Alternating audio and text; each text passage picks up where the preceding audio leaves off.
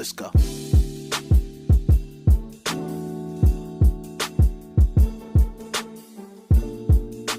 What's up, everybody? Welcome to Rejection is a Bitch podcast, episode 6. My name is Mel. I'm a master life and relationship coach, and I partner with divorcees facing rejection, and I help them discover true acceptance within. Today's topic has the church ruined marriage. It's going to be a good one here. But before we begin, please hit the like button, subscribe, or follow, depending on the platform you're watching on, and comment your thoughts on this topic. Share this with at least one person. I want to hear what you have to say as well.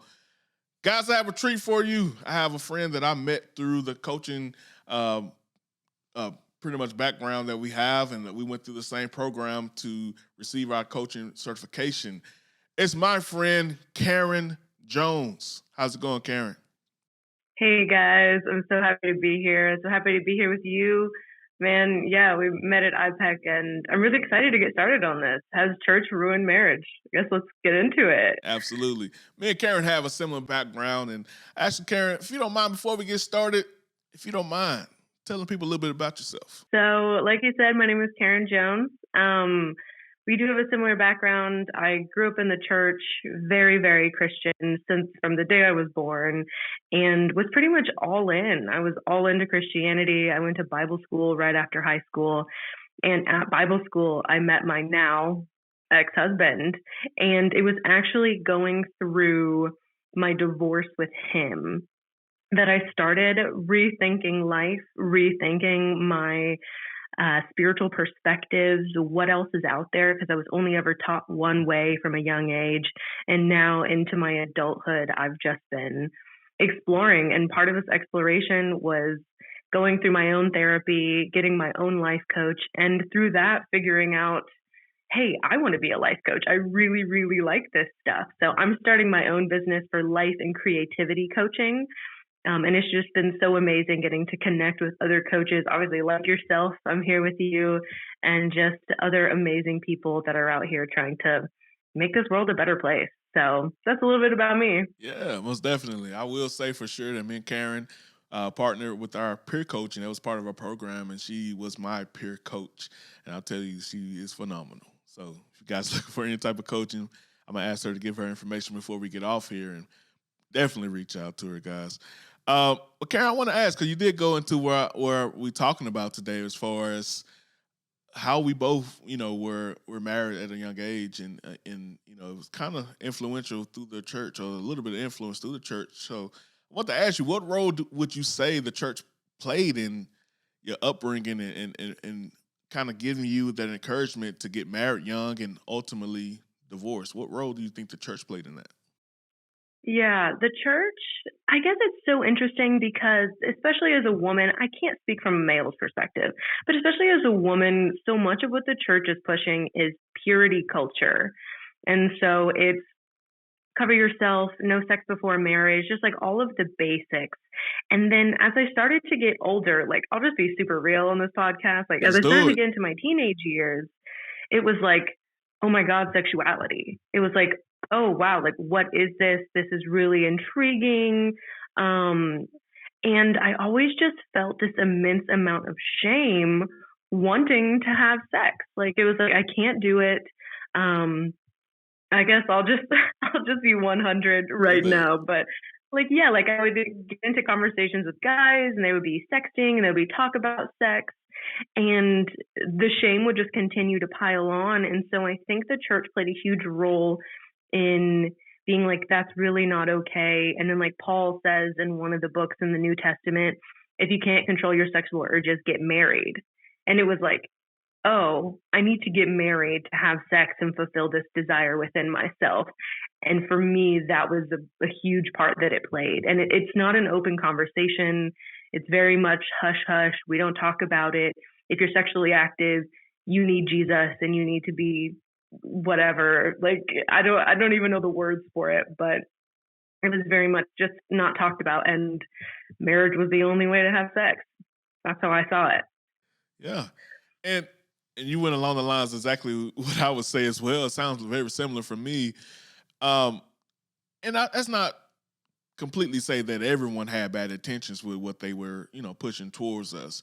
They very well may have been trying to protect us from something that, that we may not have been aware of at that time. But when you look at it, a lot of it is pushed with agendas and pushed with particular narratives around sex, as you mentioned, but with no follow up. You know, so at the end of the day, at least from my Mm. perspective, you're learning about sex from everything that they will end up happening for me. I learned from about sex from everything they were trying to prevent me from. Because anything, let's be honest, anything you tell young people or in particular adolescents not to do, kind of pushes you towards it. It kind of pushes you towards Yeah. what am I missing? What I'm been Yeah. restricted from? So that don't, and you're going to hell if you do this and all that. It kind of makes you see, okay, well, maybe hell is not such a bad thing. Maybe hell it sounds like a good thing. I mean, Yeah. and then the hypocrisy of it, of a lot of it. Honestly, for me, seeing you push young people away from something, and first off, you see so many adults, actually having sex, outside of marriage, or actually having sex and sexual desires being and things they're doing out of wedlock or things they're doing out of the will of God are being exposed, and you like, hold on, everything was a lie. Majority of people, I can speak for my church in particular, majority of women in the church had babies out of wedlock at one point, and I can say pretty much probably 99% of people had sex before marriage. So if you're going to teach this, at least teach it from a standpoint of, we know what you're going through. We understand, and we've been there as well. So, we understand. So we're not going to basically condemn you for having those same urges. But you said something there, Karen, that I really want to hit on, because I don't want to make this a race thing here. I know this may sound weird, but I'm not trying to make this a race thing. Sure. But Martin Luther King said the most segregated hour in the nation is Sunday at 11 o'clock a.m. And I say that to say, because in the Black church, that scripture that you mentioned, the one that you quoted about what Paul said, and honestly, we say a little bit more, I guess, ghetto. We say it's better to marry than to burn. That's the narrative that was pushed to us. It's better to marry than to burn. That's from 1 Corinthians chapter 7, verse 9. And I kind of, we could talk about it. You can tell me what it looked like in your end, because I assume you did not go to an all-Black church. I just assume. I'm not. No, I didn't. Okay, good. But this is the misnomer. I think that's out there, and where I think we missed the mark, what Paul was saying. I think Paul's advice, first and foremost, was to the Corinthian church. He was not giving what the Lord said to all of us. He was specifically giving advice to the Corinthian church, because Corinthian church was, they were full of shit. They had a lot going on. They had a lot of issues going on. Yeah. And he was trying to give them advice where they can get back to a place where they can be closer to God and to, fix their issues. But this is not a commandment. This thing that Paul said is not a commandment or anything that was directly stated by God. The second thing I think, his initial advice, I should say, is for us to stay single. We missed that part of it. He said, I wish that everyone would stay single and be like me and fully put your focus on doing the work of God. But I understand that some people can't control their sexual urges and sexual desires. So if you're going to do it, if you're going to fall subject to your sexual desires, then it's better to marry. But that advice was specifically for those who can't overcome their sexual desires. It's not for everyone. However, I think some people are running from their sexual desires or being taught, like you mentioned, that their sexual desires, the cure for that is marriage. It's not. Most people who get into marriages still suffer from their sexual desires, or their sexual urges still get the best of them. I really believe in it. It was true in my life before I started to have my awakening. If you're running from fornication, your resolution for fornication is marriage, you're going to fall into adultery. It's just how I view it. You have to find a way outside of marriage to control your sexual desires. That's just my view. Karen, tell me a little bit how that scripture. Tell me a little more how that scripture was perpetuated against you guys or on you guys, and then what are your view on what I mentioned there as far as the sexual desires? Do you believe that's the true issue of what we're really dealing with? Yeah, I think like I said earlier, most of what that scripture was talking about and a lot of the rhetoric within religion around sexuality can bring a lot of shame to people. Like I don't hear many churches saying, "Damn, like sex is good." Like sex feels really good. It's extremely pleasurable and like yes, God made it. And I think we take it to the extreme of needing to control it, of oh gosh, I need to like control it just like we try to control all of the sin out of our lives. When I don't believe it's an issue of control, it's an issue of heart. You know, it's saying in sex, what are you looking for that you're not getting in your everyday life?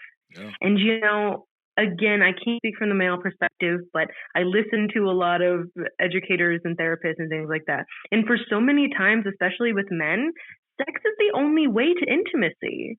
Like, how many men in your life can you say you're intimate with? No, that's not allowed. You're not allowed to cry with other men. You know, Sure. you can't like physical touch outside of sexuality is pretty much not allowed, except for maybe like a hug or whatever. And I think that that's where we're getting it wrong. Is that too many times we look at sex and we say, "Oh no, shut it down." But what's underneath that desire? What's underneath the sex that's not being fulfilled in our lives that needs to be addressed outside of just the physical action of sexuality?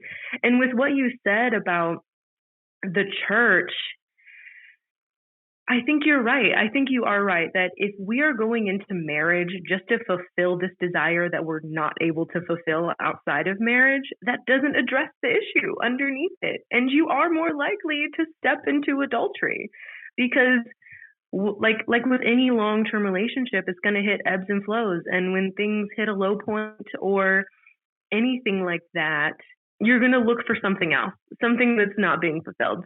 Yeah, You know, so I think you hit the nail right on the head with saying that. absolutely.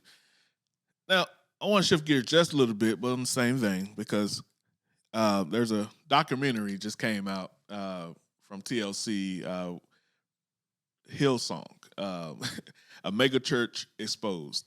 Now, it's a whole documentary is full of a lot of crap. I'm gonna be honest with you. So you can watch it, you know, you can gain your opinion no matter what. It's totally up to you. But the main person that kicked it off and it really started to expose a lot of the things that were Hillsong was the issue with Carl Lentz, Pastor Carl Lentz. He had the location in New York City.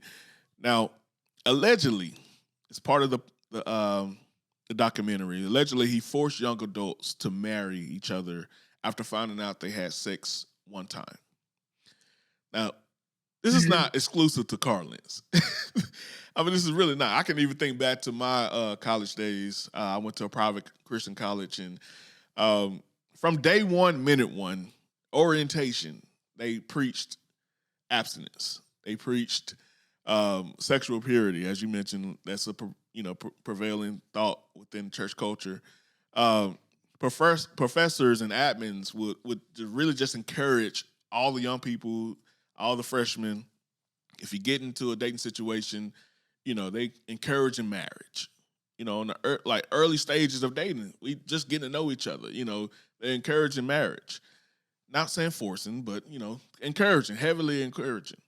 And my ex-wife and I were part of that. You know, we were a couple that met our freshman year her freshman year, my sophomore year, and we didn't get married until 7 years later, but we were heavily involved with each other as if we were married based on that culture and the culture of my home church.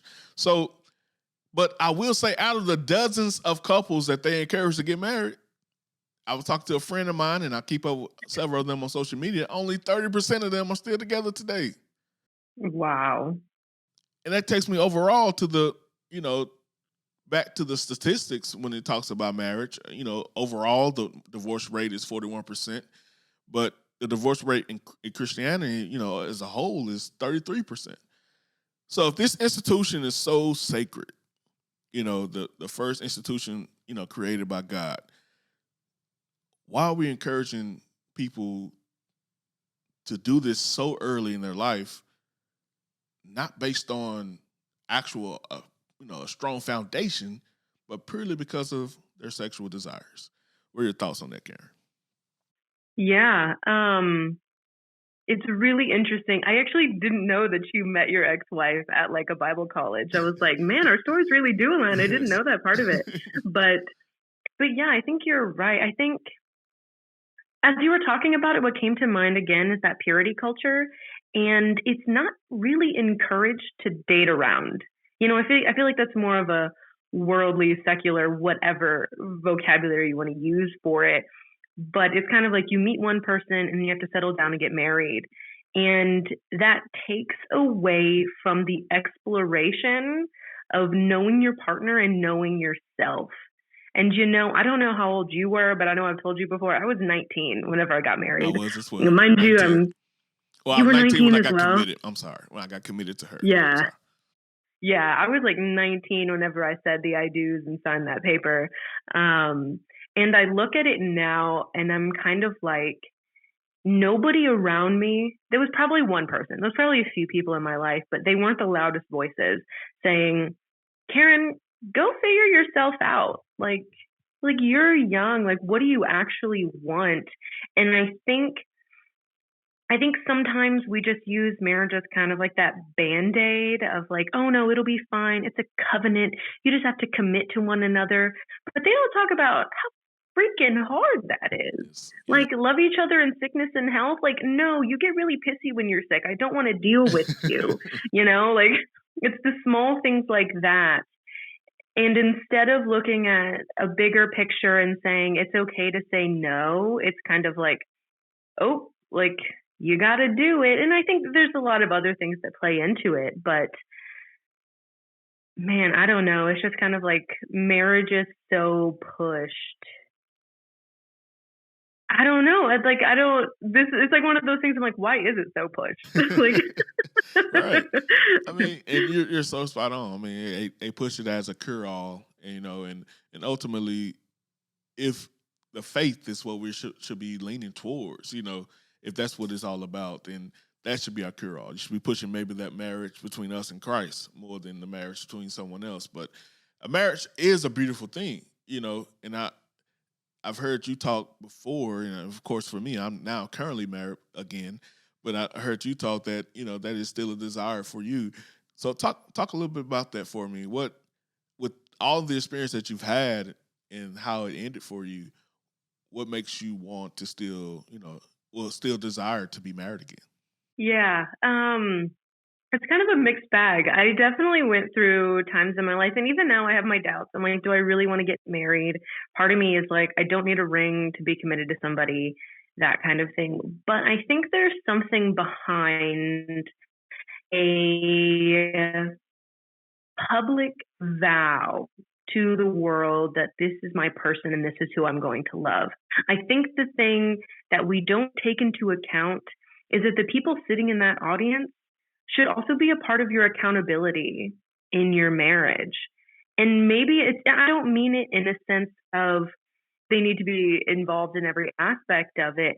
But I think that having those people around you that really support this bond are going to be there to lean on, to share their experience, to whatever you need, pray with you, support you, and you for them as well. I think that's a big aspect of it. But I think more than anything with getting married again, it really is that public oh my gosh, am I totally tripping over my words here? Expression. Like publicly saying, public expression of saying like, this is my person, this is who I love, and we're going to build together. But I'm also going to say I don't take marriage lightly now. I think I'm very much in the boat of we have to be together for 3 to 5 years before I even consider marriage, because I did it the right way the first time. Like I didn't live with my husband until we were married, and God bless, I did not know how he lived, like until we were in the same home and I didn't have my space. So I think I mean, now my views are different, and I don't really adhere to staying pure until the marriage day personally. But I think, yeah, I think it really is. It is a beautiful thing at the end of the day. And I think so much of our trauma and negativity and bad experiences really can hamper that instead of seeing the beauty and the hope that's still to be found. Yeah, it's very beautiful there, Karen. I think the main tone of what we're saying is, you know, be true to who you are. You know, I think Mm, when it comes to when you're at that young age, you know, and the church is pushing that, you know, you still are developing who you are. You still haven't come to a grip of exactly what you believe. You know, some people have, fortunately for them, but majority of people, when we're speaking, there's still development in your what you want to be in this life. You know, you said your views have changed. My views have completely revamped since then, and and I think that's the essential part of it all. And so, being true to who you are and knowing who you are prior to marriage is extremely essential. So, Karen, I want to close it out here just a little bit, but I do want to ask you one last question. What would you say to yeah, sure. someone? What would you say to someone who met their spouse through the church?